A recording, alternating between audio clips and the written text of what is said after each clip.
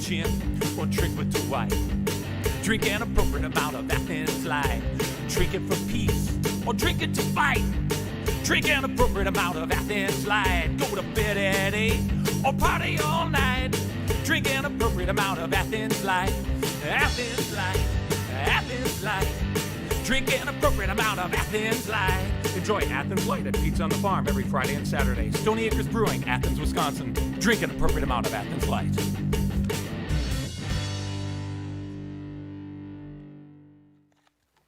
All right, welcome to another episode of the Midwest Music Hour. Welcome to the Bertch Barn today. Excited for our very special guest, Mr. Mike Wheeler is in the barn today. Awesome. Stoked to have you, Mike. Welcome to the Bertch Barn. Thank you. Happy to be here. Oh, man. We get rolling with a tune right away. That'd be okay? Absolutely. Cool.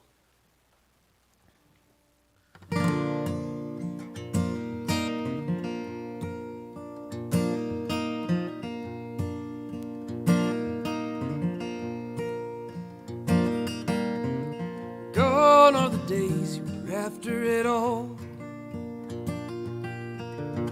Gone are the days you could break or fall. Gone are the days you just misbehaved, acting out of law, like a Sundance kid in a home or a bed, past the underdue and the gates of the dead, just sweeping and rocking. Walking again,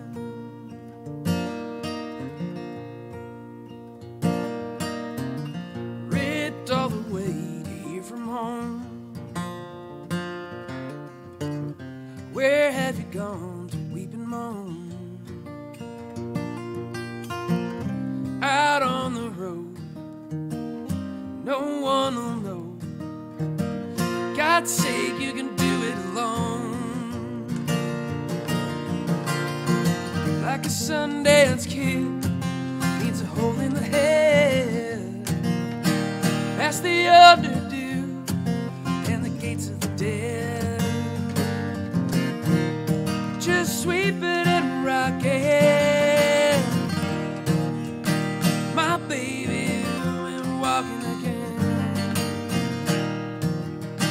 My baby went walking again.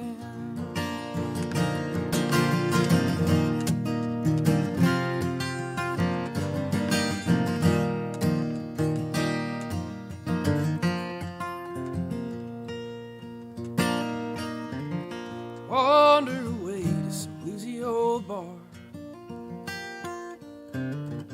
That open range make you crawl. Lost in the hay while the needle replays. Time just drags you on. Like a Sundance kid, your eyes turning red, past the underdue and the gates of the dead, just sweeping and rocking. My baby went walking again. My baby went walking again. My baby went walking again.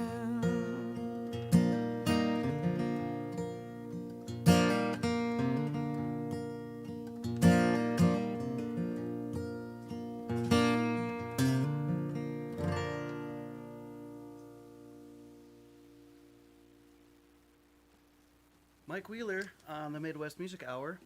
Is that one called My Baby Went Walking Again? That one is called Sundance Kid. Sundance Kid. Yeah. Okay. Yeah. You're better with titles than I am. That would be the Like obvious. song number 37. Yeah, right. So let's talk about what brings you to northern Wisconsin. Yeah, so it's kind of a spontaneous tack onto my trip out here, which was to come out and spend some time writing and recording down at the Heist in Ripon, Far out. which I was doing over the past couple weeks, and where I ran into the wonderful Mr. Billy Brownstead, who helped me produce a fun trucker tune that I wrote with Sam Luna down there at the Heist. And Billy invited me to come up to play a show with him this past weekend with his band, and he was coming up to do this show with you, and here we are. That's so awesome. yeah, nice little surprise being this far north. Yeah. How's the project going? It's been good, yeah. Got some good writing done, and kind of started a fun new, potentially country EP or maybe LP. All right. The first tune that we recorded with Billy turned out real nice, and kind of got the ideas churning to maybe carry on in that vein for another project, since I've already got another album kind of wrapped up and ready to put out soon. But looking ahead to the next thing too. So Right on. yeah, so it's been a lot of fun. A little bit of co-writing down there, and polishing up some kind of half-finished songs, and yeah, it's just nice to be back in the Midwest after a little break. Yeah. Been a while? Yeah, it has. Yeah, about a year. Sure. But that was a quick trip. So a proper hang, I guess it's been a good, year and a half or so. But Well, yeah, because you've been here to the Midwest, to Wisconsin Yeah. previously. You've been to Door County in the past, right? Yeah. You've got a connection there to that Steelbridge Songfest. that's right. The Yeah. Steelbridge Songfest. That's what first brought me out to Wisconsin in the summer of 2015. And then I think I've done about 7 of the festivals up there at the Holiday Motel, between Dark Song, Steelbridge, Love on Holiday, and then ended up more or less living in Door County for a good bit of 2018. But there's a stretch where I was living on the road for about 18 months, and even when I was kind of making the Southeast a home base, I was up in Wisconsin every month for that whole stretch pretty much, for at least a weekend or a week or 2 weeks at a time.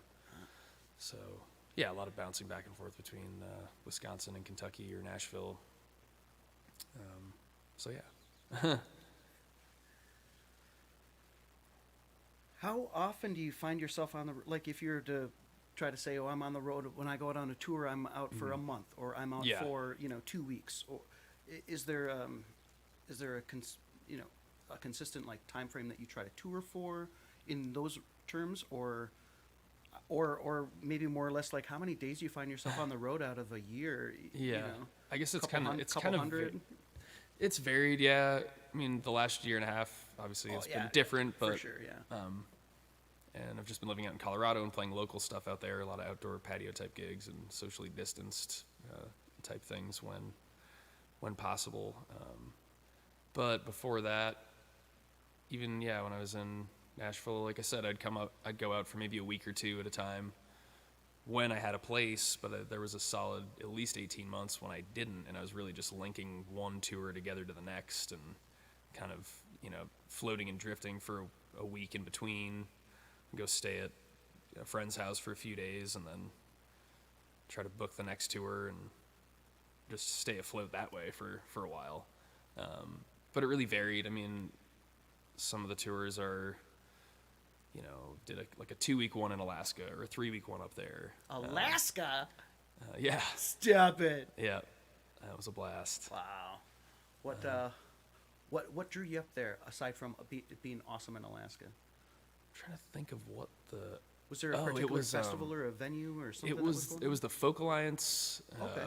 Music Conference down in Alright. Kansas City. Sure. And the first year that I went, there was an Alaska room, and it was their first time, and they had a taxidermied bear in their showcase room, and it was just the most fun showcase room. Yeah. It just became kind of my hangout zone. They And I just, fly that down, you think? no, I think they had to find it in the lower 48 somewhere, Okay. but they really wanted to have that. It was great. They were just so fun, and I ended up playing their kind of closing ceremony jam, and by the end, they're like, "Oh, you're an honorary Alaskan," even though, oh, I know what it was. There was a songwriter in the round, and somebody was a no-show, and I was there more as a guest, kind of a last-minute thing, so I might have had one showcase, and I basically just got thrown into the fold with the Good Time Travelers, this folk duo out of Denver. as the third man on this in the round that was just all improv. Or maybe we went around and did a song each, and then there was a pass the hat, and so everybody got to write these prompts down in the room. And I had seen this guy write down Snowman, Jack the Ripper, and Paul McCartney and throw it in the hat. And I was like, man, that's a killer prompt. And this was before I even knew that I would be in the round, and then that was my draw. And it went over well, and all three of us improv the song and played on each other's. And so that was definitely a bonding moment with the Alaska Room people. And, of course, with the Good Time Travelers. And so, yeah, that, I guess all of those kind of hangs and laughs led to some conversations. And it took a couple years. I went back to Focal Lines the next year, played the Alaska Room, and then I think it was the following year that I finally got up to Alaska. But Kevin Worrell, who was running the room, was the guy to link me to that whole scene up there. And I went up with a buddy from a buddy from Australia who I met playing in a bluegrass band. So he and I did kind of a buddy duo tour twice, and it was a blast. It was, really good people up there, and definitely can't wait to go back. What was the hardest thing about it? Was there anything hard about it? Some of the drives are real long. So that was, I'd say, a couple of those 8-hour drives.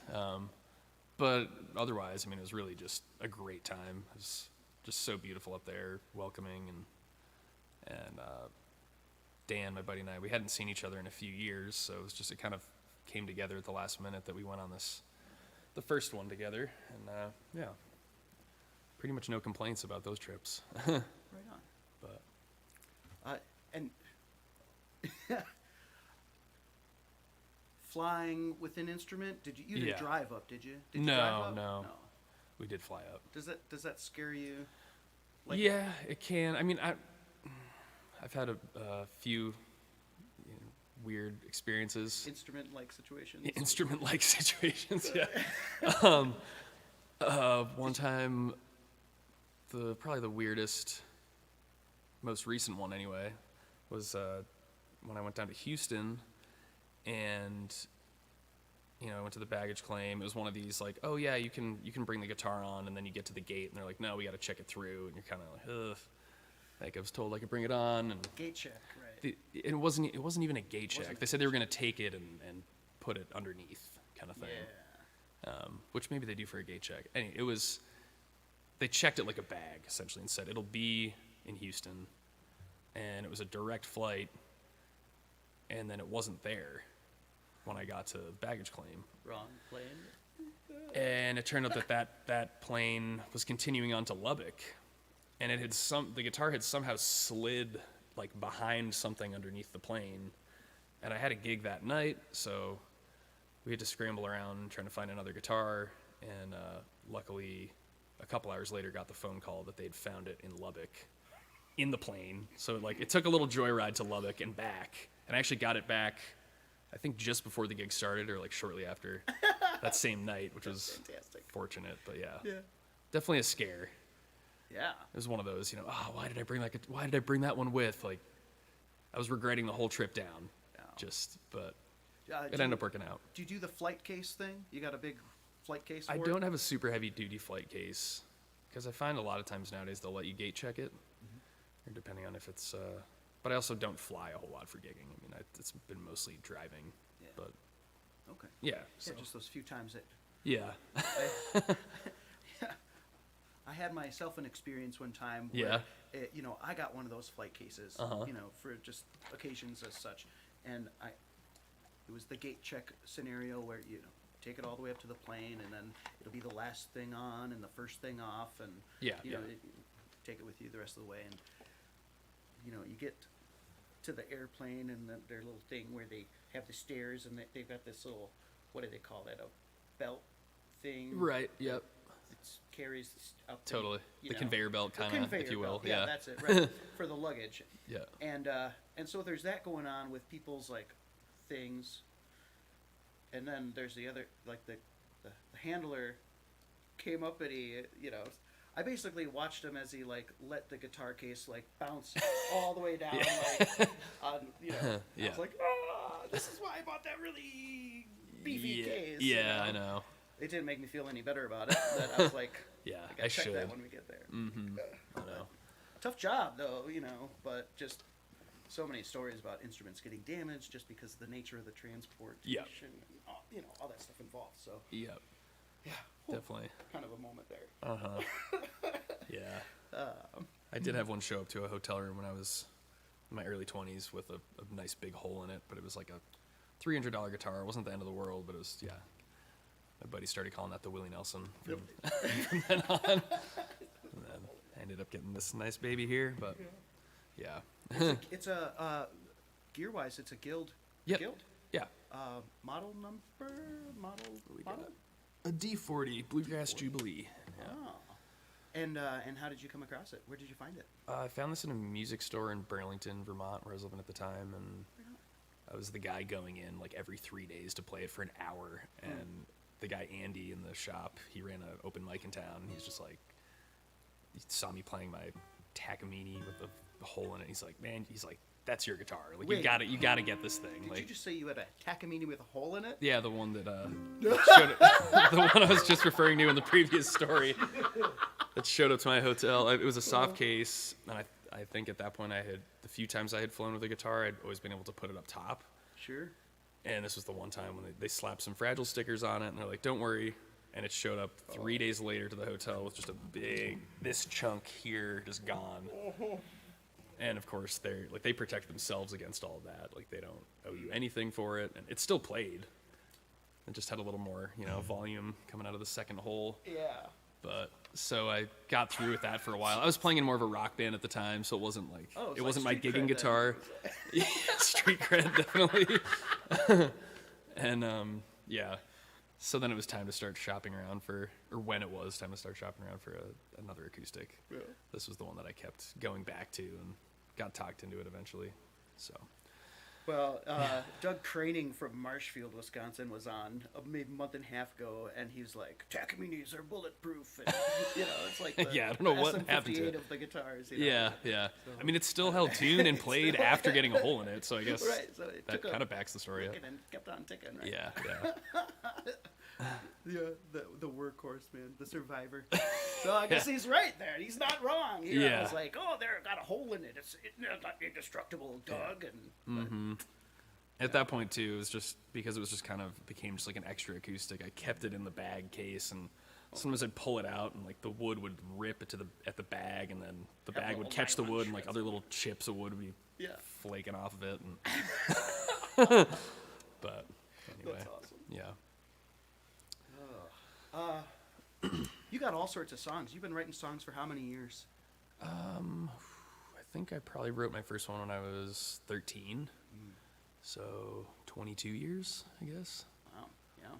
But not that anyone ever heard those first few ones. It took a while. But yeah, I Yeah. put a band together in high school when I was 17. So maybe sometime right around there is when I started actually sort of playing a couple things out, maybe a couple folky tunes before putting the band together. Sure. But yeah. And wow. So some people have I don't know, different phases or writing patterns that they go through. You were just mentioning your project that you've been working on down at the Heist down in Ripon. Yep. And different collaborations with other artists and songwriters. Has that kind of always been the case where it's kind of fluid like that? Or, I mean, maybe like obviously when you were first starting out, maybe Somewhat. one at a time, and you're keeping things more tight to the chest. They're personal, and you Yeah. don't feel comfortable like sharing them or whatever. Then you Definitely a break- mix yeah. of all. Yeah, I have plenty of those songs that are they almost feel more like diary entry type tunes. And I was having a chat with someone recently and they said those are the ones you should embrace and put out. And so, Oh yeah. but I think with time too, sometimes you get a little more confidence to put out some of those kinds of songs. But a lot of the stuff I've ended up putting out in different bands over the years, there's been a collaborative element, definitely. Starting out with the first group I was in, it was kind of, two of us doing the songwriting together for the most part. And yeah, I love co-writing. It's just, you kind of start to feel like you're a fan of the song, like you're not, it kind of disembodies it a little bit. It's not just your thoughts, and it's just cool to see what comes out of the two minds or three or four working together. And But yeah, I like mixing it up like that. Have there been you've been doing a lot more co-writes like that in more recent time? I guess. I mean, Like the last year and a half, like Right, maybe sure. as a wild card in the mix, but Yeah. The last year and change, I've been reconnecting with my buddy Rob Eaton Jr., who I grew up playing in my first band with. But the way we wrote for the most part with our first band in our teenage years and 20s was that I was the lyricist and he was more the music guy. So that's kind of how. But that was different than doing this kind of more sitting down and just both parties are contributing to both sides. So it's been fun reconnecting with him, and he's been contributing a little more lyrically too on some of my stuff, which has been fun. Actually, that first song I just played, Rob helped me kind of take it from, a little bit more of a blocky, just basic like 3 verses 3 choruses, and find kind of a better hook and push the melodies out in different spots that I wasn't doing, and help me shift some lyrics around. And that's fun too. Having an arranger come in basically, which is like his strong suit. But definitely through the whole Steelbridge scene, I got way more into just the kind of lyrical, really like lyrically balanced co-writing, I guess you could say.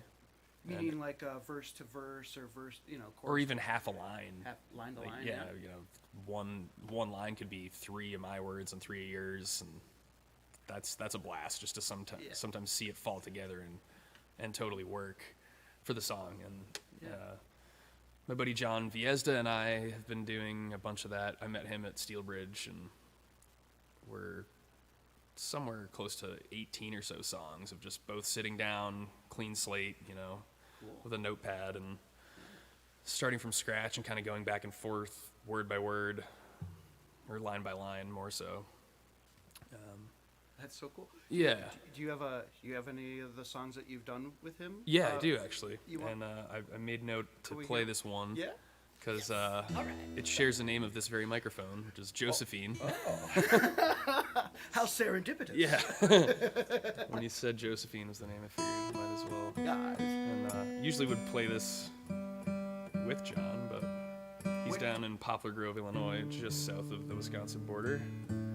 So I think I might be down there this weekend with him, demoing some stuff out. And he's more of a 9-to-5 guy. Doesn't really plan on going out touring much, but we still want to record that whole project, and that's going to be called Dire Hill. Sweet. But, yeah, so hopefully that stuff will get out there one of these years. Yeah. Well, this is awesome. Thanks again so much for being here, Mike. Yeah, thanks for having me. Absolutely.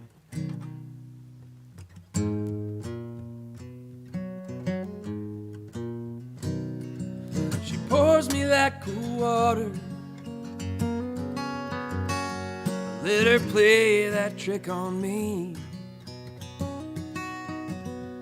Let her play that trick again. Does it even matter how I've been? Old friends have got each other. They just show up with the truth. Old lovers never dropping out of the blue, picking up where they left you, picking up where they left you. Josephine, she told me I've solved your issue. Something neat. They both needed someone to meet. She laid my conscience clean. She laid my conscience clean. Josephine.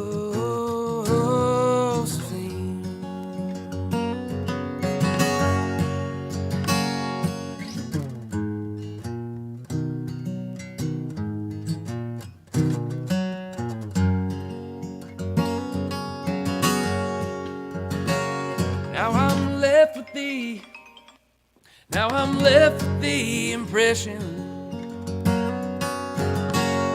that old flame's gonna grow. You start telling her she's losing control, like a mother to a daughter, pouring that cool water. Josephine,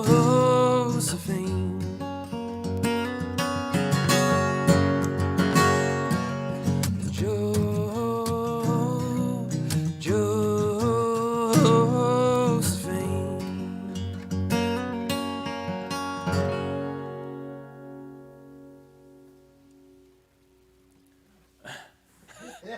That was John calling me to tell me to not play that song. Oh, what's that? I'm just teasing.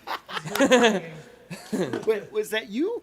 Was that Yeah, your? that was my your alarm phone? going off for an email I was supposed to send. Oh my! I'm sorry. Alas, my bad.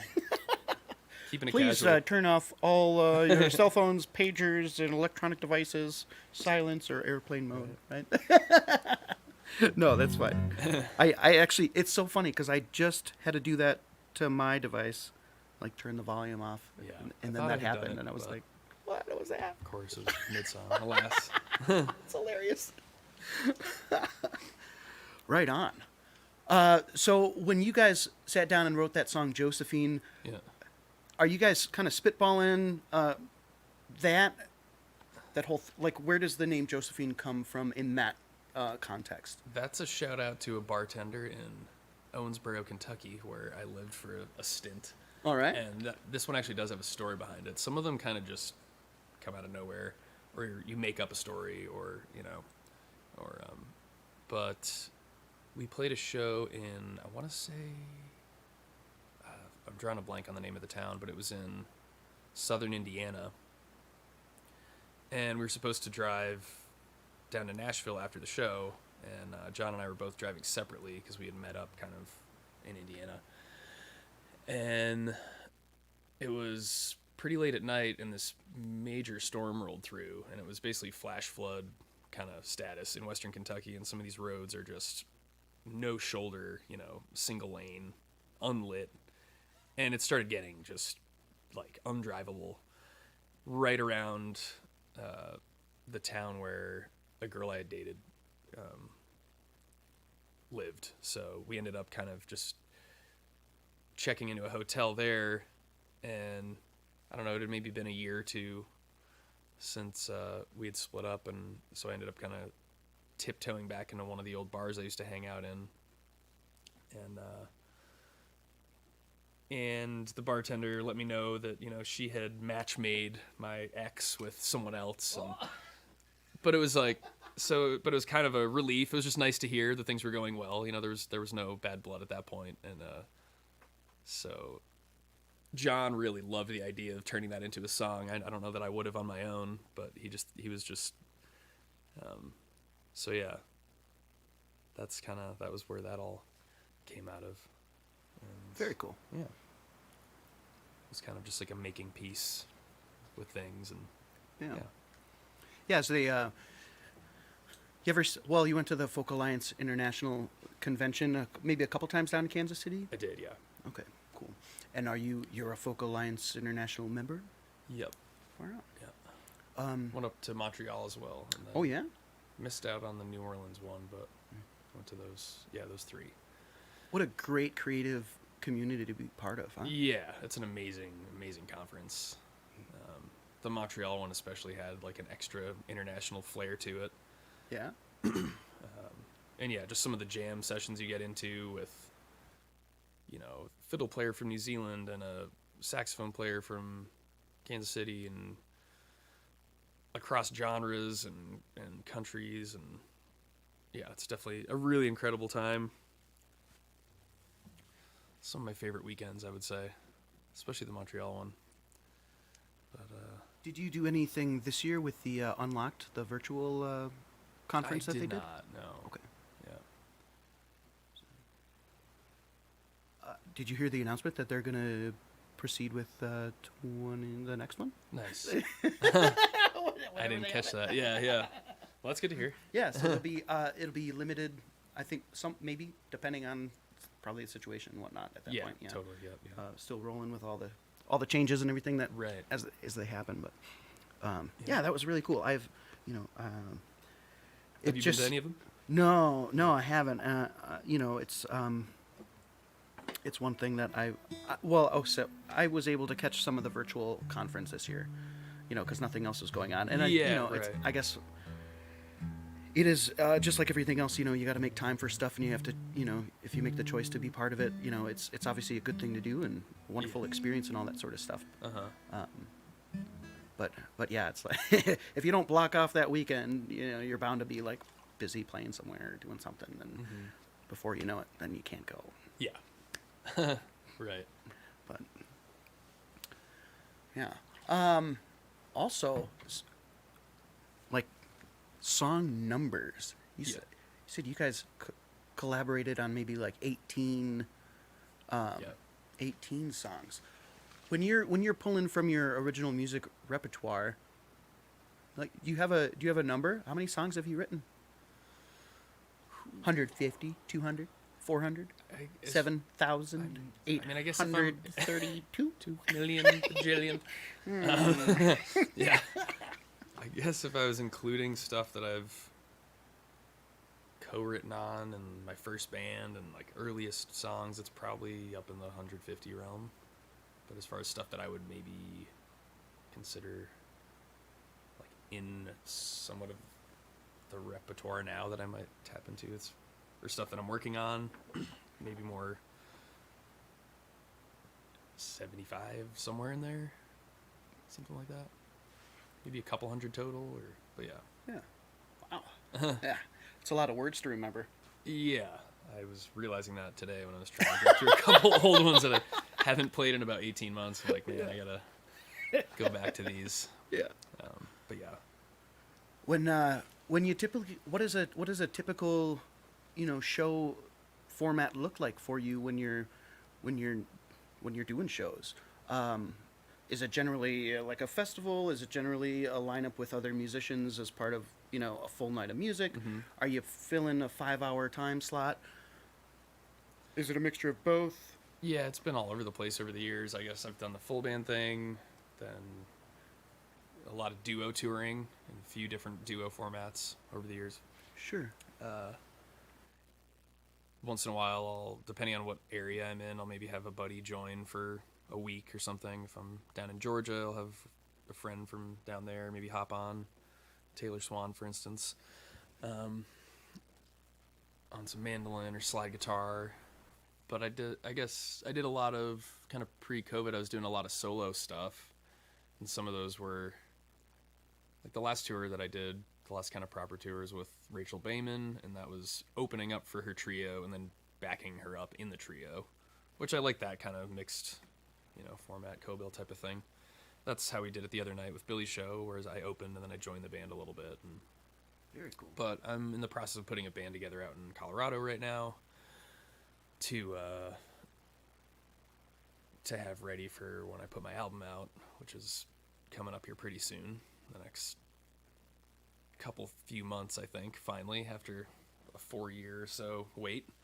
But and so that'll be more full electric band, which I haven't done in a long time. I've been kind of doing more of the rootsy, bluegrassy, solo, all that kind of stuff for quite a stretch. But and then just to be clear, like that's different from the project that you're working on down in Ripon? Right.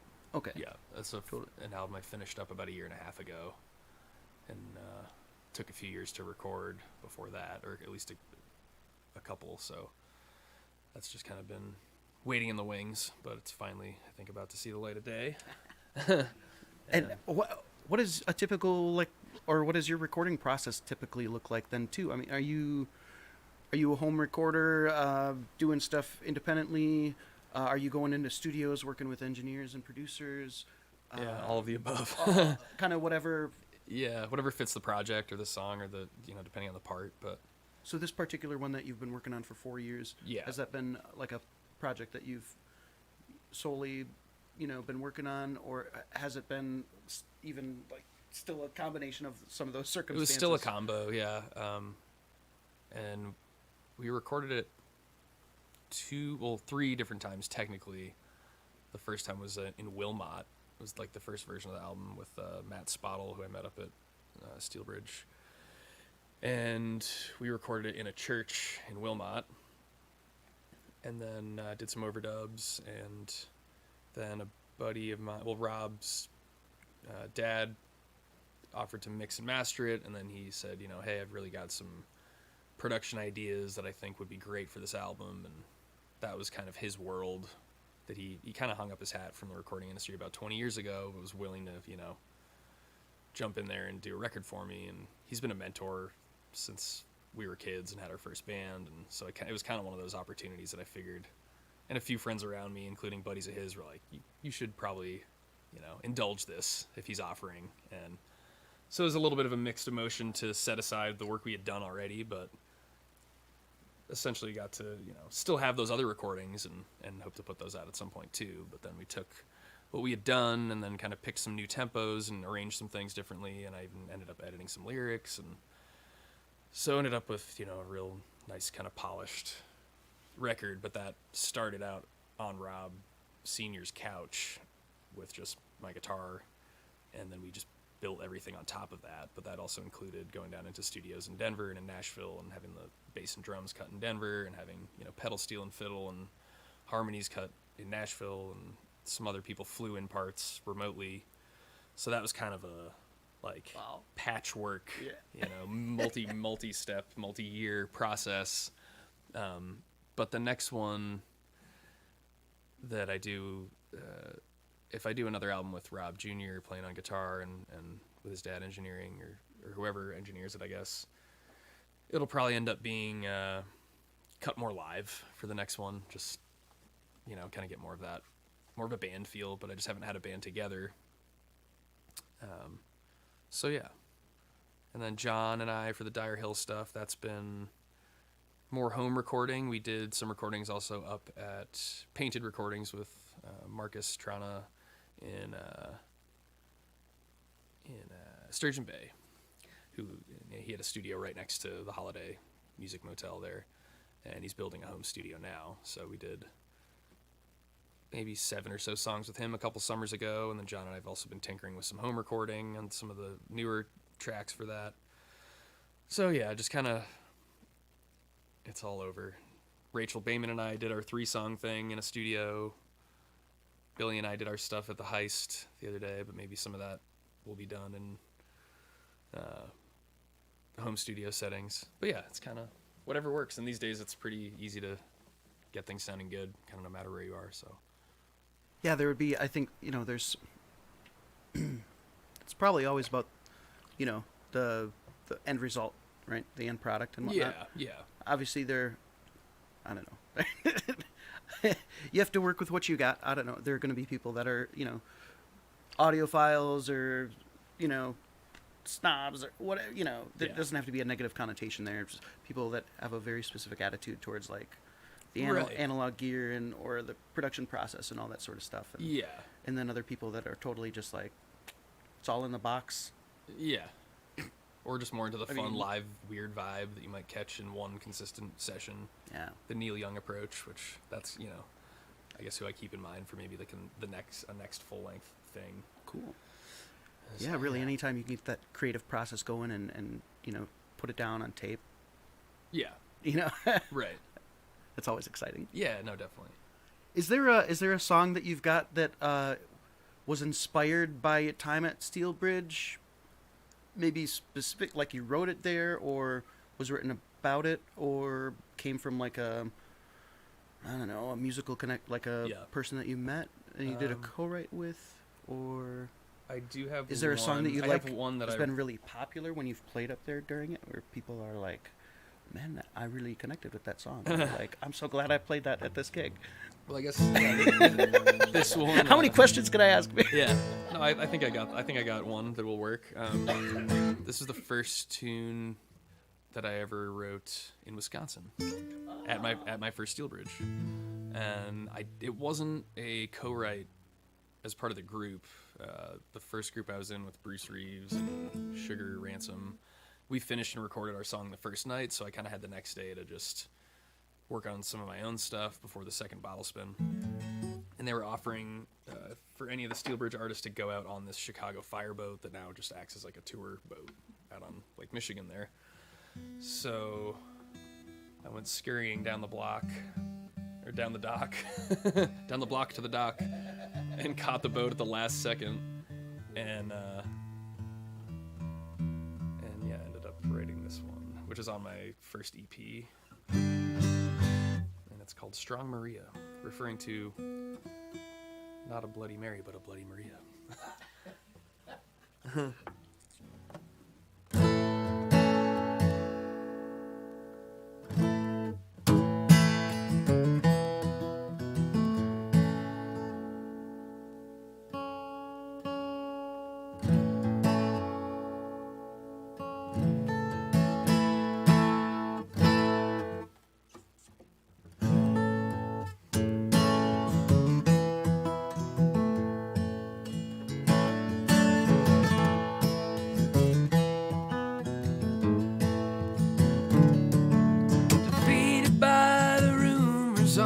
Shoulders, strong Maria come to break anew.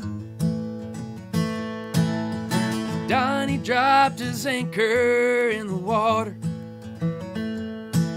like losing his dignity too soon.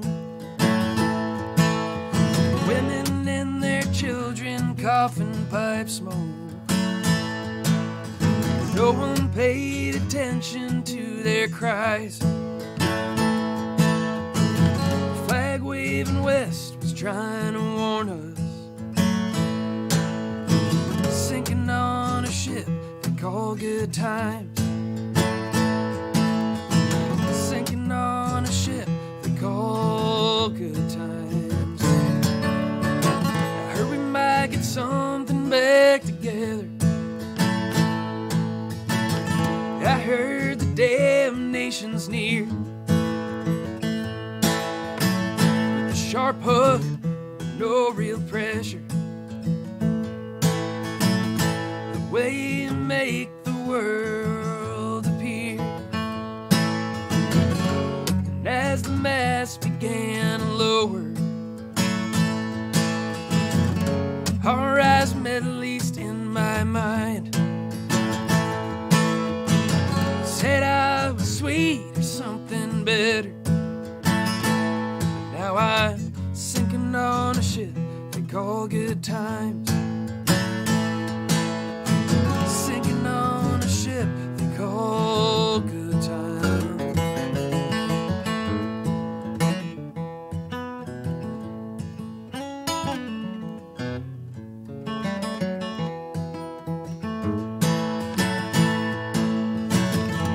Jab you made behind the waitress, I knew you had it in your heart. Tattoos can only hide you so much. Ain't it a bitch to fall apart?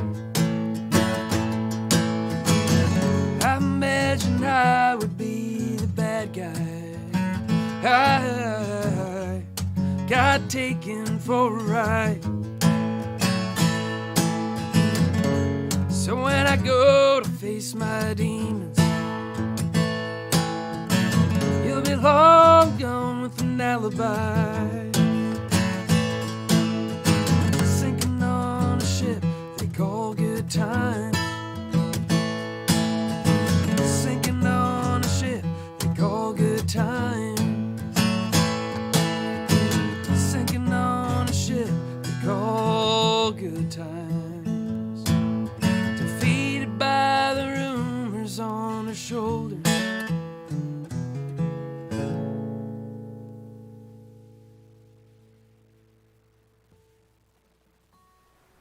Mike Wheeler, live here on the Midwest Music Hour, live today from the Bertch Barn, and that was the first song that you ever wrote in Wisconsin. That's right. How many songs have you written in Wisconsin, would you say? Well, from the songwriting events, it's about 5 per event, so that's probably 30 or so right there, and then another handful, so probably 40 or so. Whoa! No! Maybe. You're not kidding. Yeah. That's awesome. Yeah. Definitely. Yeah, just so cool.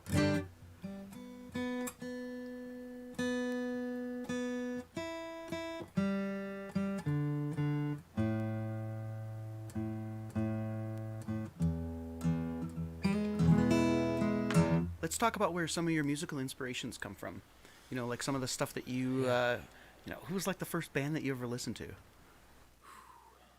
Green Day, Boys to Men. Those were my first 2 cassette tapes.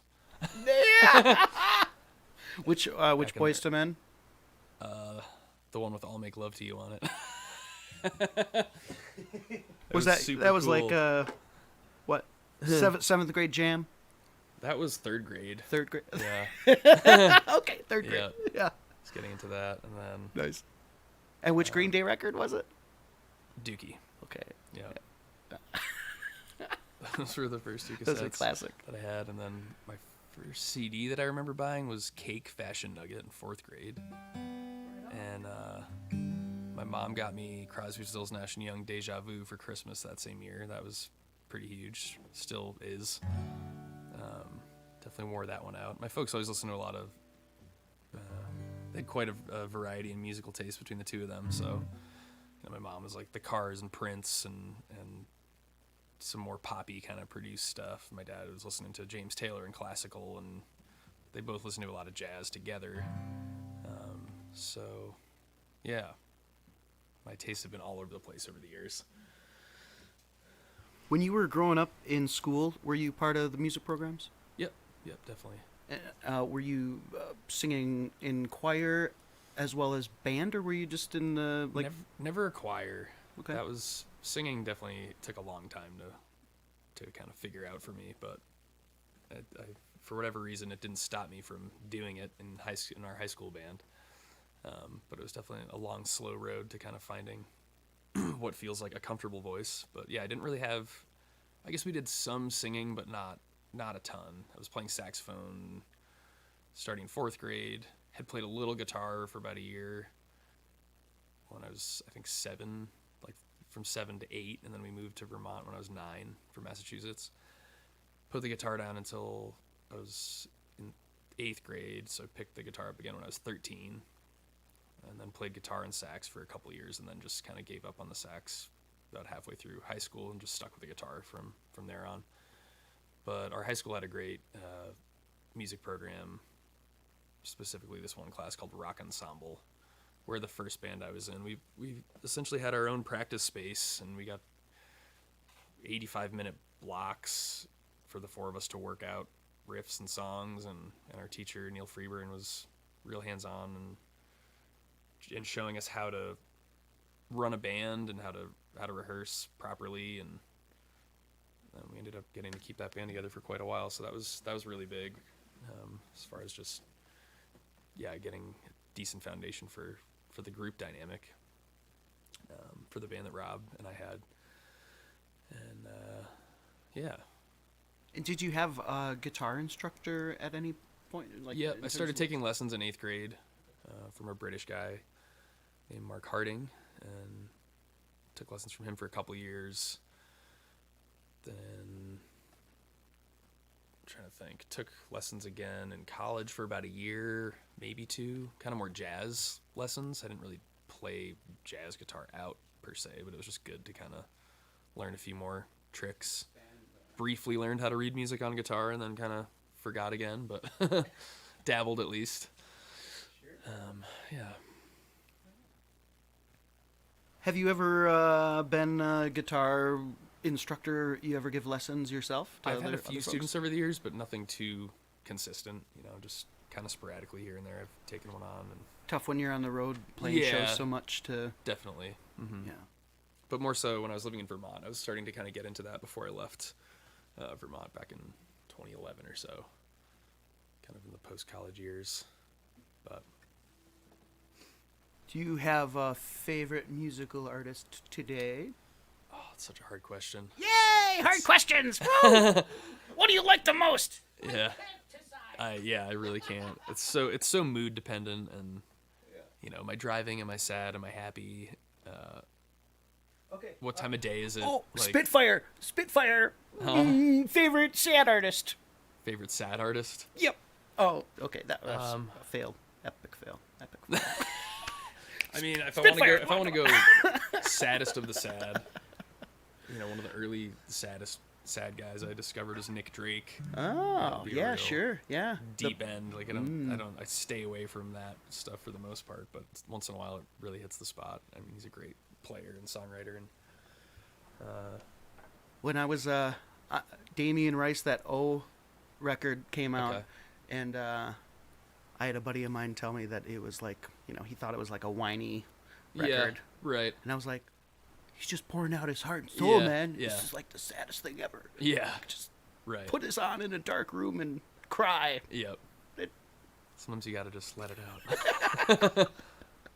Yeah. But Kurt Vile, like that "Smoke Ring for My Halo" was one of my probably favorite records of the last 10 or so years.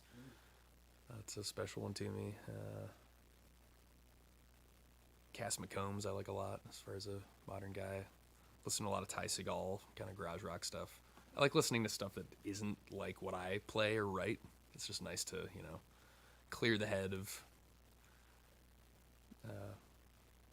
folky singer-songwriter-y type stuff sometimes. But For sure. Put But on then some I also- thrash metal and whatnot.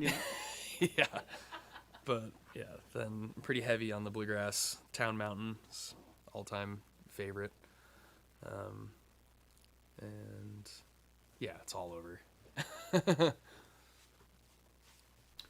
You said it's been a while since you've done the electric thing. Yeah, yeah. What does that mean? I guess like- not playing the acoustic guitar, Okay, which I sure. still might in my electric band, but Strat, Telly. I've got a you Strat. got I have a Strat and a Gibson, but SG Les Paul. Les Paul. Yeah, Heavy one. Like it is a old Studio school? Plus, so it's lighter. It's a lighter weight Les Good choice. Paul. Yeah. Break your back with like the 15 pound. Yeah, no, definitely. But yeah, it's been, let's see, since about 2009 since I was in the first rock band that we had. Somewhere in there, I think. Are you been a a good fan of like all the like a big pedal board, multiple effects? Do you find a balance between like selecting a few of those in your signal path, otherwise just going straight for what the amp is giving you? And Yeah, I'm not a huge gear guy, I guess. It's not my area of expertise. I mean, I definitely had pedals for sure when but pretty. I mean, I think I had a wah pedal and definitely a wah and an EQ and a compressor and maybe an overdrive. Just pretty simple little chain of 4 pedals or something when I was in that first rock band. And now, even for my acoustic, I just have a couple things that I'm going through. But I want to get more into that. That's something I'm excited to explore a little bit more as we put this full band together soon here. Cool. So, but yeah. favorite happy artist? Favorite happy artist? Definitely listened to a lot of funk over the years. Yeah. Like just a lot of the James Brown. Yeah, James Brown's great. Just some up-tempo, funky, old school stuff is probably somewhere in the happy zone for me. Bluegrass is kind of happy mood, even though the subject matter is often quite dark and dismal. Yeah. But that's kind of happy pump-up music. Yeah, I can't think of one specific. It's the hardest. Yeah. I feel like I get asked this question every week, and I still just draw a blank every time. It's like, please don't ask me this. All right.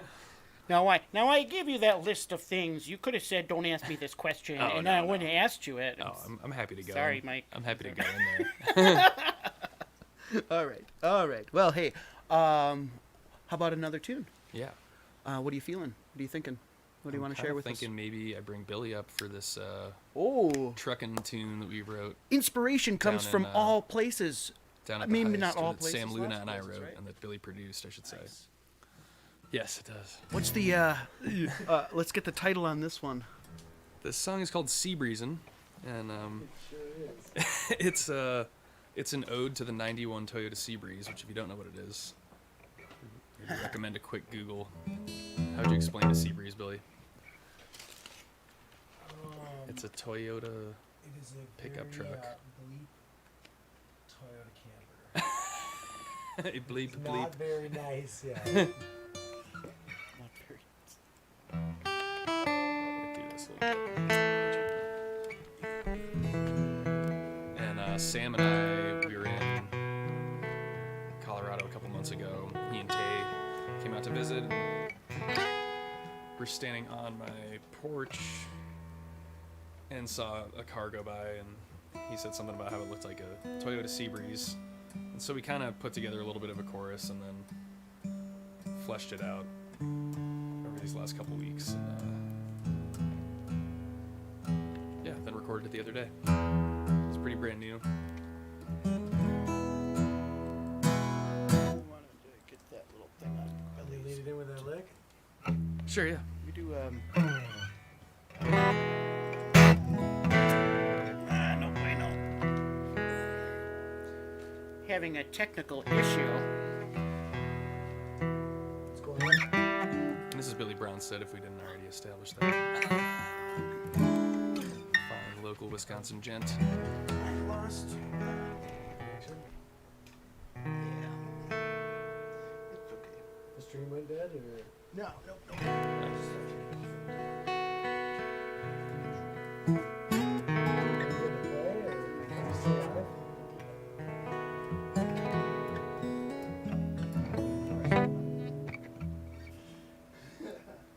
I just want to make sure that I can get that effect on your guitar. Oh. It's okay if it's not working.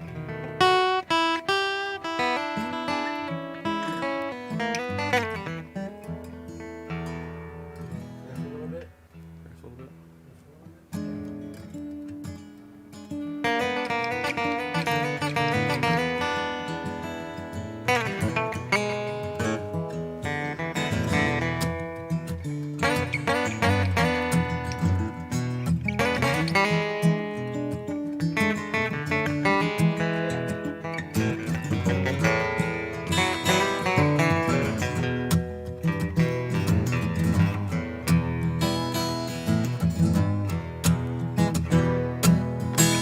Woke up this morning.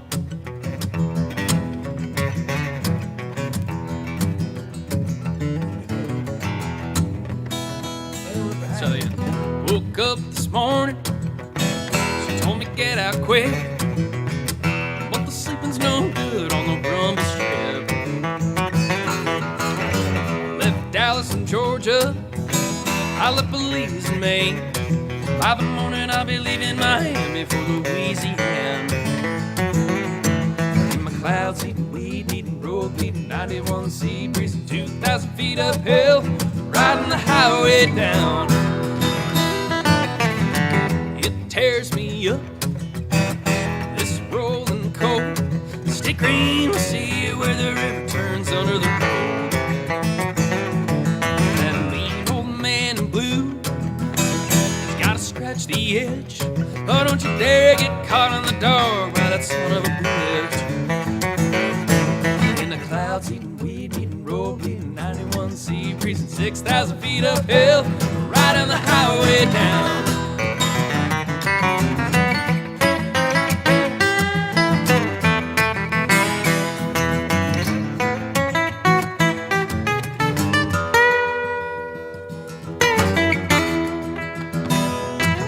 She don't take much for oil, just diesel on my sock. But you never see that mean old sea breeze smoking on the rocks. I ran this rambling rig down the California coast, but it's down in Death Valley where she did her live in the most. In the clouds, eating weed, eating road, eating 91 sea breeze, and 5,000 feet uphill, riding the highway down. Don't get no warning for that cactus prick, and the sleeping's still no good on the rumble strip. In the clouds, eating weed, eating road, eating 91 sea breeze, and 12,000 feet up Well, riding the highway down, riding the highway down, riding the highway down.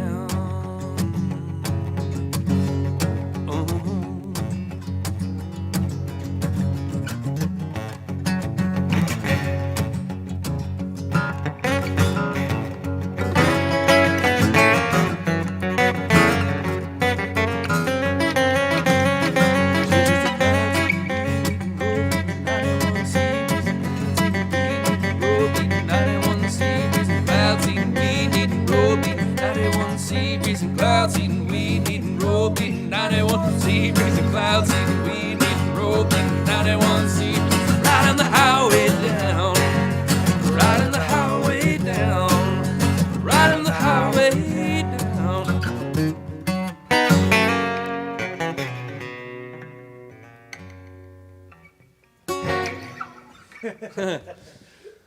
All right. Thanks, Billy. Yeah. Billy Bronstead making a guest appearance here.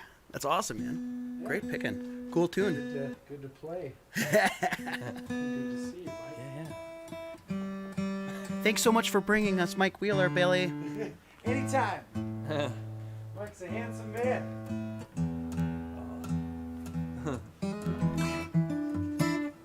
Do you, how do you feel about back-to-back songs? I could do a back-to-back song. I don't know how my guitar feels about it right now. I've got my other acoustic is in the shop. Eagerly It's not the one with the awaited. hole in it, is it? No, it's a Martin. Not the one with the hole in it. That one's long gone. It's in a horse trailer somewhere in South Carolina, I think. Oh, a horse Last I trailer. saw it, anyway. It's at a tack shop? Ew. Yep. Something like that.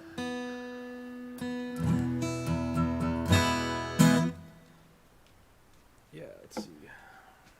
I'll do a song that's going to be on my album. It's a little bit of a sad guy song, speaking of sad music. This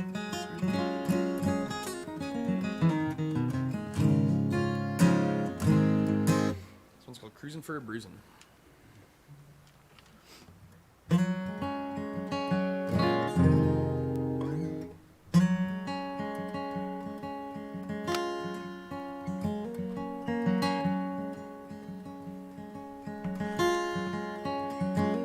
When you watch a friend drift away by the firelight, there's too many deaths between you left you paranoid, and a couple old-time sakers just don't do the trick. Hit this roach man, get it over with. Are you playing by the rules again? Sing the guilty notes of a million ghosts.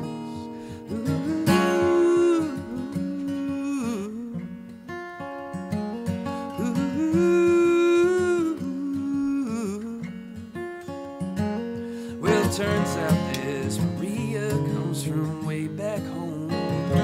See her up the valley where this story goes, and she told me that she woulda without saying how. Did you know me better for honor and a vow? Did you know me ever for honor and a vow?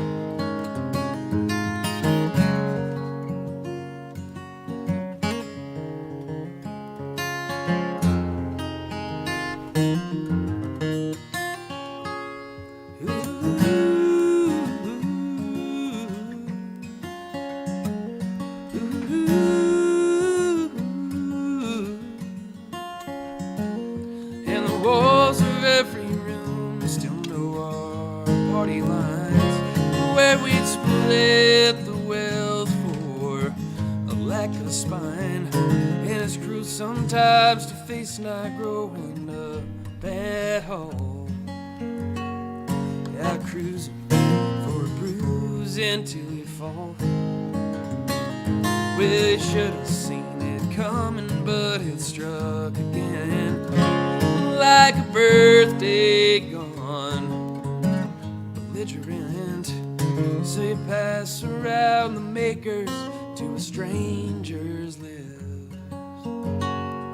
They're gonna shoot me down for loving this. Yeah, they're gonna shoot me down for loving this. Are you playing by the rules, my friend? Sing the guilty notes of a single ghost.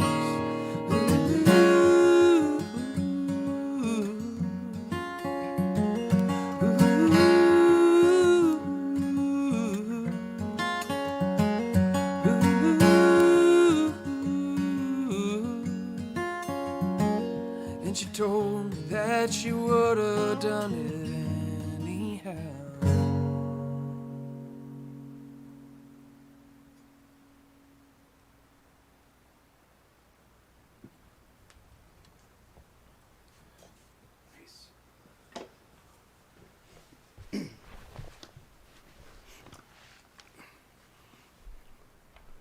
Super cool tune. Thank you. You know, I mean, I don't know. I hear those voices coming through. You know, like the Jackson Browne. You know, fair to say. Yeah. Yeah. But then, I mean, that's obviously very different from like Green Day Dookie. Totally, yeah, You know? yeah. Right. But I love that. Yeah. You know, and that's so awesome that we can enjoy, you know, like a broad spectrum of like those musical, you know, tastes and Yeah, absolutely. stuff like that. When you go electric, do you think you'll ever get into that again in terms of like a punk rock or something like that? I did record a couple kind of more punk leaning Yeah. tunes with a bass player buddy back in probably 2010 Sure. that just exist as kind of demos, maybe on a burned CD somewhere. But Okay. and I definitely wrote some stuff kind of more in that vein when I was getting into a bunch of garage rock, 2010, 11, 2012, kind of in there. But I just, yeah, it wasn't, I was playing in more bluegrass groups and kind of doing more singer-songwriter type stuff, so I guess I just didn't really go for it with that genre, but I definitely explored writing more grungy, edgy stuff. And I guess it'd be fun at some point to finish that. It's Yeah. not high on my priority list, but I think about it from time to time. And Yeah. it'd be fun to dust some of that stuff off, record it. Yeah. I always like seeing that when artists, you know, kind of break their genre a little bit, even if it's just for an EP or a few songs. But, yeah. Not out of the realm of possibility, I guess. When people are looking for your music, they're going to go to mike-wheeler.net, Yep. and they're going to find all sorts of stuff about you. Sure, yeah. Find your photos and your videos, Yeah. and how many albums have you released I've really only just... that you've got available? Yeah, I've really only just released one EP under my name. Okay, sure. This other one that I was talking about a bit will be coming out pretty soon, definitely within the next few months. And I put out a 3-song kind of digital thing with Rachel Bayman, end of 2019, just before COVID. She and I have plans to do a bluegrass album together at some point. My buddy John and I are slowly chipping away at our Dyer Hill project. And then Rob Eaton Jr. and I are working on getting some of the stuff we've been working on for the past year recorded. Billy and I have now hatched this plan to maybe record more of a country-leaning album of some of the honky-tonk, kind of bluegrassy, tear in your beer type stuff that I have laying around. Oh, yeah? So, I don't know if that's 4 or 5 more albums. You're going to have 10 albums by the time December rolls around. Yeah, basically. probably not within the next year. That's, Oh, no. But yeah, but hopefully all those projects will come to life within the next few years, and yeah. What do you find is the best way that when people are listening to their music, or you're still selling CDs? Are you selling vinyls? I've yet to press vinyl. Okay. The EP is really short. I think it's 20-something minutes, so but I plan to get some vinyl going for this full-length album that I'm putting out. Cool. Yeah, definitely. Nice. I'm excited for that. Otherwise, just like digital downloads and stuff like that. Yep, I've got CDs of the EP. Sure. And then, but otherwise, it's all on the streaming platforms, so you can find all that stuff there. Where, I guess, Apple where do you... Music, I suppose. Oh, yeah. If you want to actually buy it. Yeah? Where do you sit on that? Do you have an opinion or a preference, or what do you find to be your experience with the streaming music and like royalty distribution or the scheme, the way it's set up? Do you some artists, I mean, everybody benefits, right, by having some way of being able to sell and, Yeah, it's kind of the exposure versus the streaming revenue Yeah. debate, and especially Right, for yeah. like independent guys like myself who've just been kind of slogging along, doing all my own booking and all that. It's, I guess, exciting to see, oh, this song made it onto a playlist and now has 50,000 listens. When, if you're just kind of like dropping it out into the world, it, feels like you might as well be like releasing it to the animals, which could be cool too. But yeah, I don't know. That's a tough one. That's just such a nuanced kind of debate. I think obviously it would be ideal if people could be a little more fairly compensated for the work they put out. It's just it's a whole different game these days, and record labels it seems like a lot of them are focusing more on getting your songs synced up with Netflix shows and getting revenue that way as opposed to record sales. So everything's changing obviously a lot, and you just hope that artists can stay afloat one way or the other. But it's more of like a lump sum opportunity. Yeah, that kind of stuff. Probably both, huh? Mm-hmm. Like a lump sum opportunity for the initial sync, and then plays in perpetuity or whatever. Right. Every Yeah, some of that. Yeah, that's a way that a lot of people are trying to make money with recorded music now, and which is kind of bizarre and different. But Would you ever? Well, yeah, that raises an interesting question in my mind. yeah, Mike Wheeler. Scott Kirby. Yes. What have you ever composed music for film? No, Specific? not specifically. Not specifically. No. Have you I have ever? some buddies that do. I would be interested in it. Have you ever composed a song and you thought, "Man, this would be great for a movie"? I guess maybe some of the stuff off this full-length album, just because some of the production, which I really gave Rob Eaton the free reins of the production almost entirely. I definitely had some opinions, but he would say, "Do you trust me?" And I'm like, "Yeah, I trust you. You know what you're doing." And some of the production on there I could see working in that context, but I haven't necessarily ever like set out to do that kind of thing. But it'd be neat, I guess. Like one of those writing exercises or something where it's like, imagine you're scoring the scene, or Right. whatever. Yeah, that would be a cool exercise. What would be in a way, I don't know. Have you ever made like a music video for your own music and stuff? Yeah. Nothing or live performance oriented. Yeah, kind of more live, just more live takes of videos. I haven't really done kind of like a artsy music video per se yet, but we're talking about maybe trying to do a fun video for that Sea Breezin' tune sometime here. Yeah. Yeah. All sorts of stuff to go on with that one, right? Yeah, absolutely. Cool. Well, hey, Mike, it's been a real treat. I can't thank you enough. This is so awesome to have you here. It's so great to hear your songs. Thank you so and much. Yeah. Thanks for having me. Thank you so much. If you got one more, is that okay? Yeah, I could do I that. ask for one more, and then Yes. send you on your way. Get back down there and get some cookies next time you come up here, okay? They're ripping good cookies. Get some pasties. Get some pasties there to ya. Actually, there's like a local Rhinelander connection, I thought, with Ripon too. And I think it's that barbecue joint that's right downtown on the corner there. Yeah. Mrs. Rintelman was like my summer school, like 3rd, 4th grade teacher, and I mean it's. Where's this at?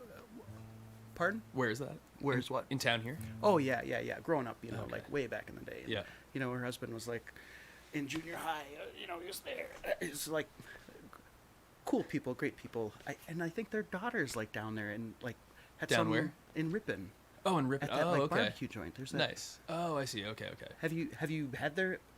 When I was there, they I weren't think I closed. It saw was like a it, Sunday afternoon but or something. But Most I of the time understand, has been it's, spent like, pretty in the space. working, being creative, getting delivery, right? Yeah, setting foot once in a while out there. But Yeah, I think I saw it. That rings a bell, seeing a barbecue joint. But Yeah.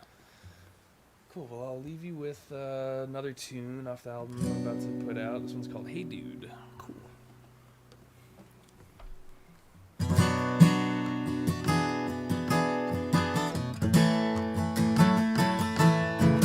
Don't let him buy you a shot. Don't let him shoot you a gun. Trying to turn everyone to the dark side. Don't let him tangle your thoughts. Thought you were dreaming or not. Not a man with a scheme better than time. Hey dude, who is my muse? Tell me true, tell me blue.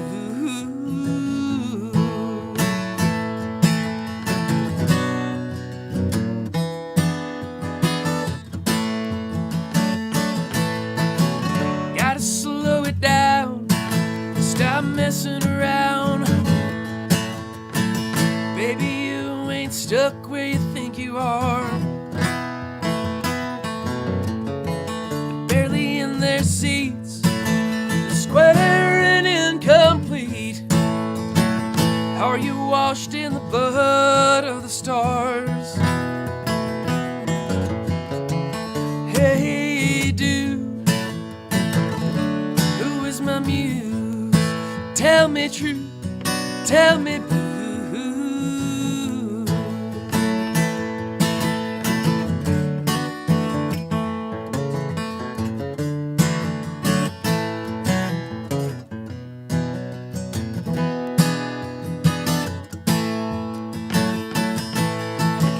Hey dude, who is my muse? Tell me true, tell me blue. Tell me true, tell me blue.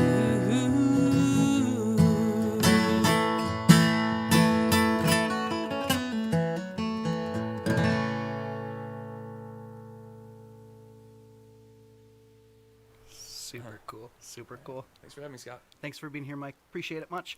It's mike-wheeler.net. WHEELER.